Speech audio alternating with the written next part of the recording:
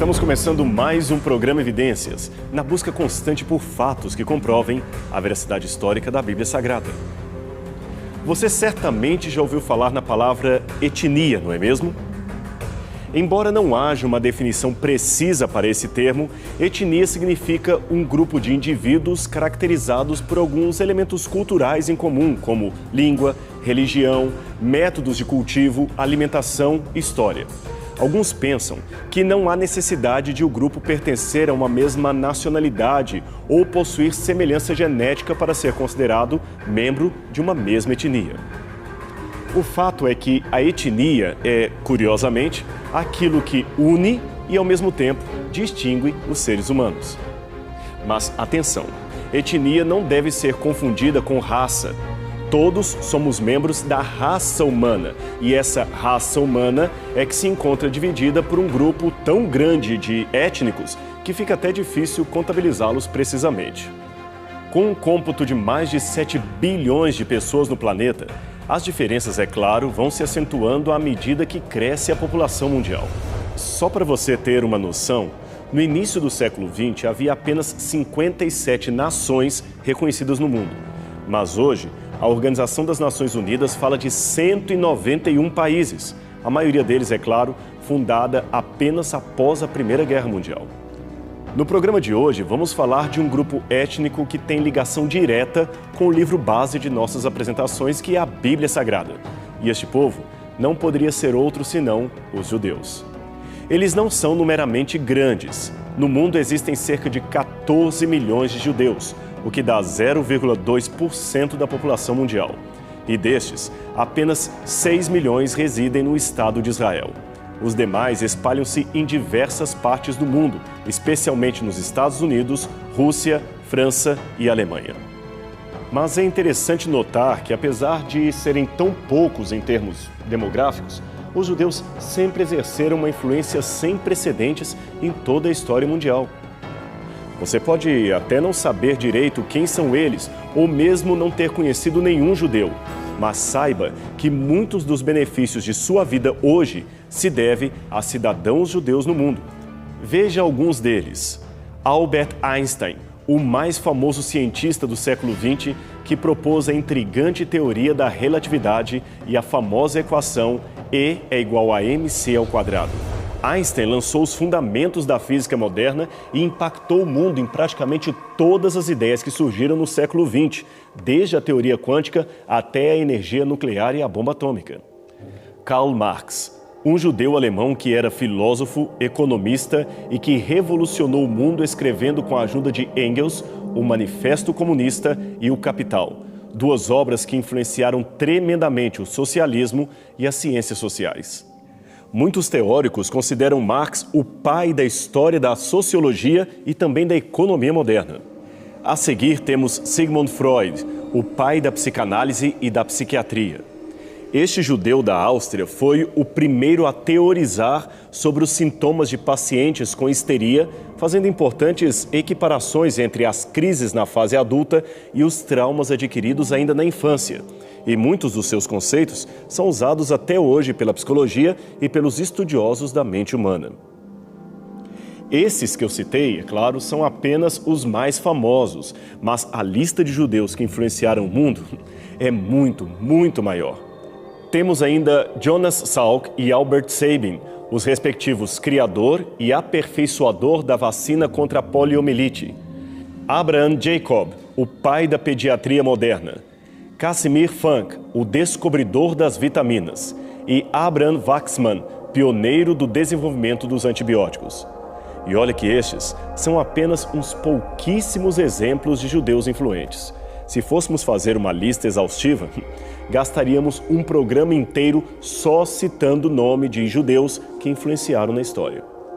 Veja, só no campo do Prêmio Nobel, os judeus já levaram 33 Nobéis de Química, 29 de Economia, 13 de Literatura, 50 de Física, 53 de Medicina e 9 Prêmios Nobel da Paz. Só para fechar os exemplos, saiba que até a calça jeans que você veste foi criação de um judeu chamado Levi Strauss. Agora, é interessante notar que, apesar de tão influente, a cultura judaica é uma ilustre desconhecida para a maioria dos cristãos que descendem espiritualmente deste grupo étnico em particular. Afinal de contas, essa lista não seria completa sem a menção óbvia de Jesus de Nazaré, o fundador do cristianismo, que também era judeu. Por isso, creio ser importante gastarmos um tempo conhecendo melhor este povo, como eles surgiram, quais eram as suas crenças, seus costumes, o que eles pensavam e pensam a respeito de Jesus. Indo, portanto, direto ao início da história, podemos dizer que os judeus seriam descendentes de outro grupo maior chamado semitas e que hoje abarca outras etnias além dos próprios israelenses. De acordo com a Bíblia Sagrada, Noé, o sobrevivente do dilúvio, tinha 3 filhos que se tornaram ancestrais dos novos agrupamentos étnicos do mundo. Eles se chamavam Cão, ou Cam, Sem e Jafé. Os camitas, descendentes de Cão, habitaram a parte que hoje é a África e a Ásia. Os jafetitas, filhos de Jafé, foram os primeiros a migrarem para o Vale do Indo e de lá para a Europa. E, finalmente, os semitas, descendentes de Sem, residiram principalmente na parte norte e setentrional da Ásia. Outros territórios, como as Américas e a Oceania, é claro, só foram habitados posteriormente por grupos migratórios que lá fixaram a sua residência. Devido às diversas migrações, não podemos falar de um grupo étnico homogêneo. Em virtude disso, muitas línguas e dialetos surgiram desse grupo que, por causa de Sem, receberam o nome de família semítica ou semitas.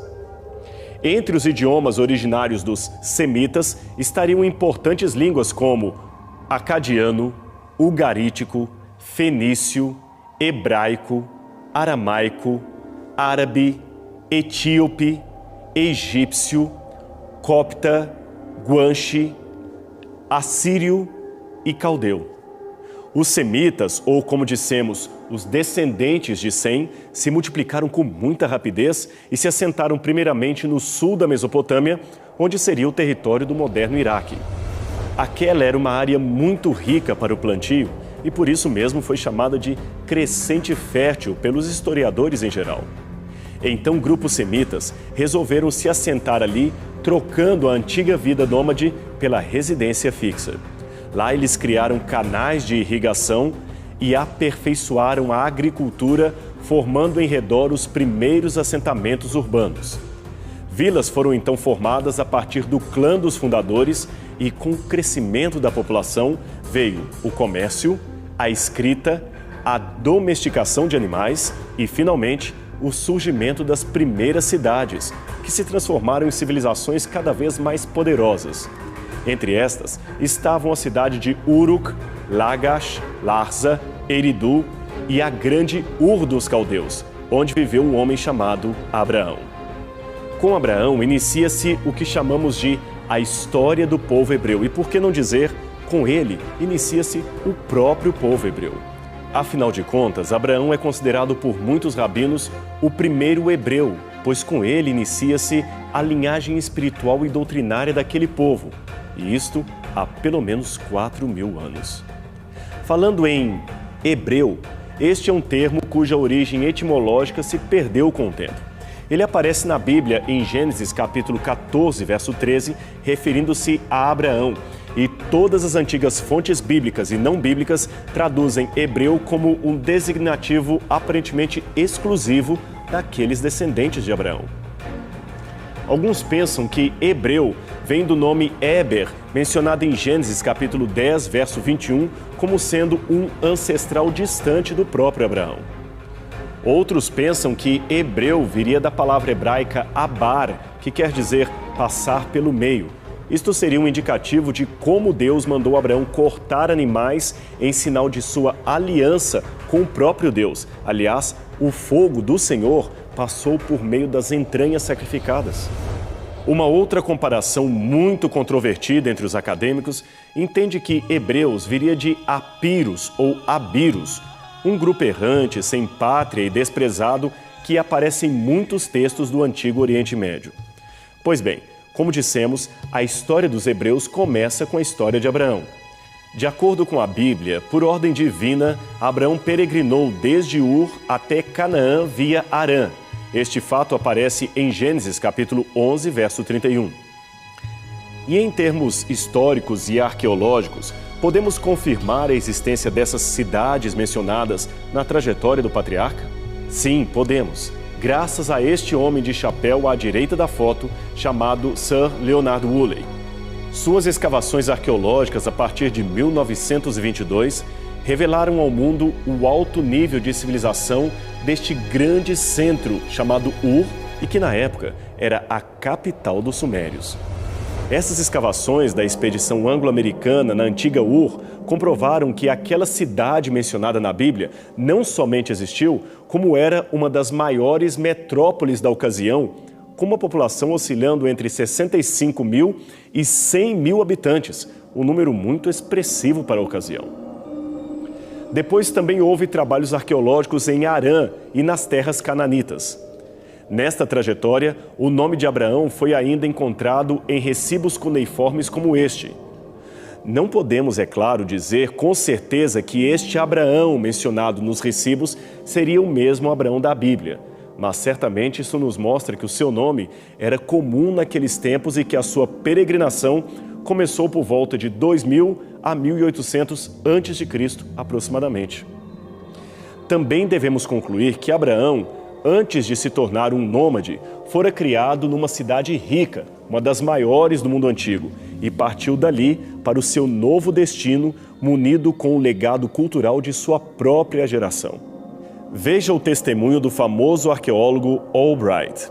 Abraão, Isaque e Jacó não aparecem mais como figuras isoladas. Agora se movem mais livremente como figuras genuínas de sua época, que levam nomes comuns, se deslocam de um ponto a outro do mesmo território, visitam as mesmas cidades e praticam os mesmos costumes. Podemos afirmar que as narrativas patriarcais possuem um fundamental núcleo histórico.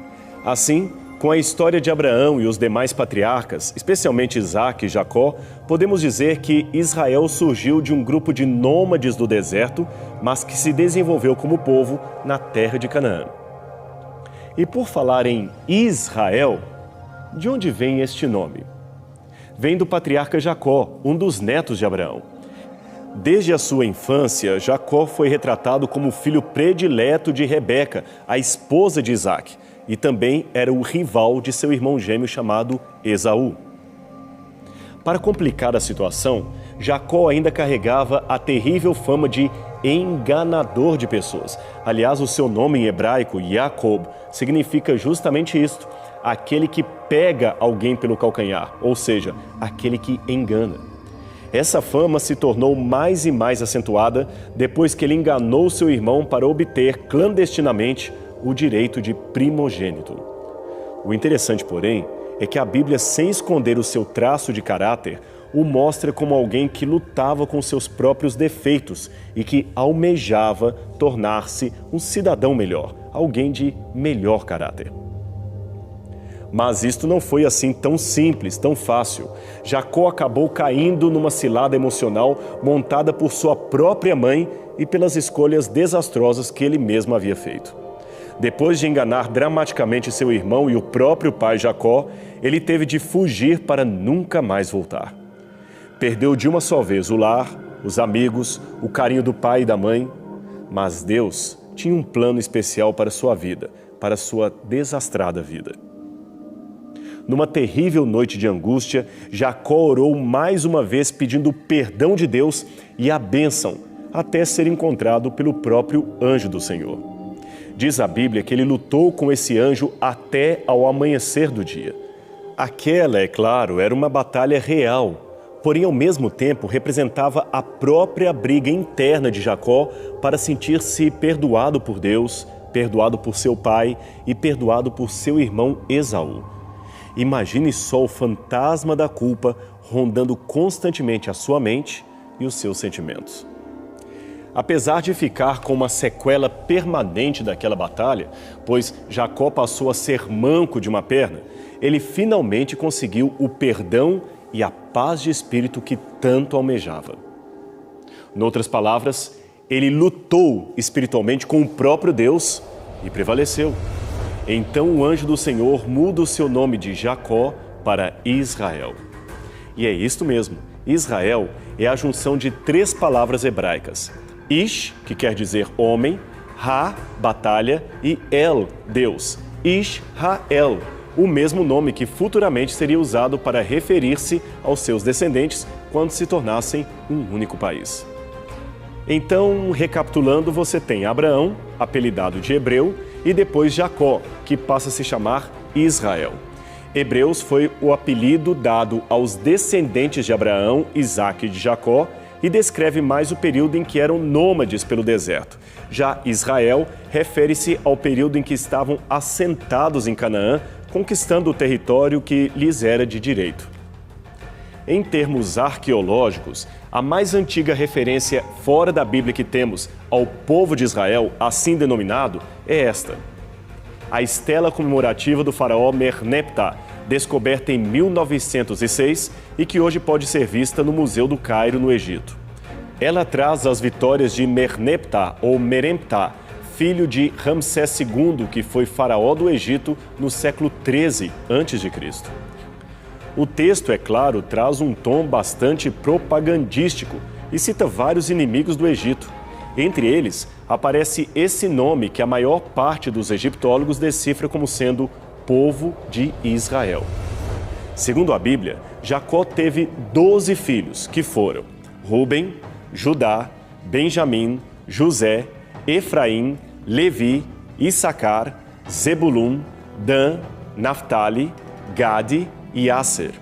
Esses filhos deram origem às famosas 12 tribos de Israel, diversas vezes mencionadas na Bíblia Sagrada. 2 tribos em especial receberam os nomes dos 2 filhos de José, que fora trazido por seus irmãos e vendido como escravo para os ismaelitas. José, você sabe, acabou se tornando ministro do governo do Egito e somente anos mais tarde reencontrou seu pai e seus irmãos. Em virtude do prestígio político e administrativo de José, a família de Jacó recebeu do próprio faraó um convite especial para morarem nas terras do Egito. Eles aceitaram e por mais de 2 séculos ali tiveram filhos, filhas e demais descendentes. Até que se levantou no Egito um novo faraó que não conhecia a fama de José, e ele escravizou os descendentes de Jacó. Foi neste período que o povo hebreu se tornou terrivelmente oprimido. Então Deus levantou um outro libertador. E todos conhecem o seu nome, Moisés. Ele iniciou o êxodo dos hebreus do Egito para a terra de Canaã, a terra prometida a Abraão, Isaque e Jacó. Ali eles se fixaram e, depois de muitas conquistas, dividiram o território entre si.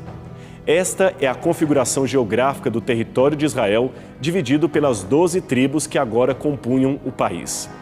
Na verdade, havia uma 13ª tribo, digamos assim, que não tinha um território definido para si. Eram os levitas. Estes eram os que ministravam os sacrifícios e os serviços litúrgicos do povo de Israel. Seu principal campo de atuação era o santuário móvel, erguido por ordem do próprio Deus. Mas apesar da suposta irmandade entre as tribos, a história registra que os descendentes de Israel, agora o país de Israel, não eram um grupo tão unido como deveriam. E isso ficou ainda mais manifesto na ruptura que houve após a morte do rei Salomão, o filho de Davi, que governou o território por volta de 930 ou 920 a.C. A cronologia varia de acordo com as fontes. Pois bem, neste tempo, uma facção liderada por Jeroboão viu com a morte do rei uma oportunidade de minimizar o poder centralizado em Jerusalém. Então ele levou 10 tribos a se ajuntarem com ele na formação de um reino separatista no norte do país. Essa separação foi uma das mais graves ocorrências para o povo, que trouxe consequências para toda a história dos judeus.